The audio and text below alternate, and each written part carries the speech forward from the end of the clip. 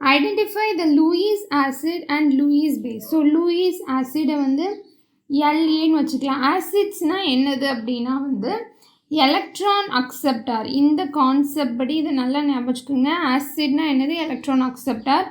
Lewis base அப்படின்னா என்னதுன்னா electron donor. சரியா? இதை தான் நீங்கள் கண்டுபிடிக்கணும். அதை வச்சு நம்ம ஈஸியாக கண்டுபிடிச்சிடலாம். இப்போ இதில் வந்து இது வந்து லூயிஸ் ஆசிடா, இது வந்து லூயிஸ் ஆசிடா, எது லூயிஸ், இதுதான் நம்மளுக்கு கொஸ்டின். சரியா? இப்போ குரோமியம் 3+ எடுத்துக்கிட்டிங்க அப்படின்னா பாசிட்டிவ் சார்ஜ் இருக்குது, அப்படி தானா?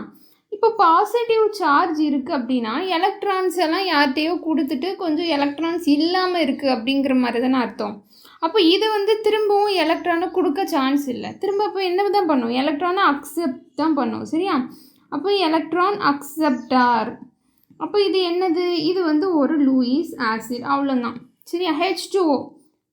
H2Oவில் என்ன எப்படி இருக்கும் இந்த ஸ்ட்ரக்சர்? H 2 எலக்ட்ரான், டோட்டலி ஒரு 2 லோன் பேர் இருக்கும். இப்போ இந்த மாதிரி லோன் பேர் இருக்குது அப்படின்னா இது யார்கிட்டையாச்சும் இந்த லோன் பேரை கொடுக்கலாம், அப்படி தானே? இது வந்து யூஸ்வலி இது கொடுத்து ஒரு H+ வாங்கும், H3O+ மாறும், இப்படிலாம் இருக்கும், அப்படி தானே?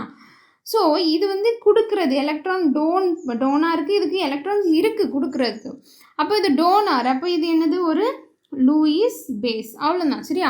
மோஸ்ட்டாக இந்த காம்ப்ளெக்ஸ் ஃபார்ம் ஆகஸ்டில் அந்த மெட்டல் வந்து வாங்கும். இந்த லிகான்ஸ்ன்னு சொல்லுவாங்க, நீங்கள் படிப்பீங்க காம்ப்ளெக்ஸில். இந்த லிகான்ஸ் வந்து கொடுக்கும். சரியா? தேங்க்யூ.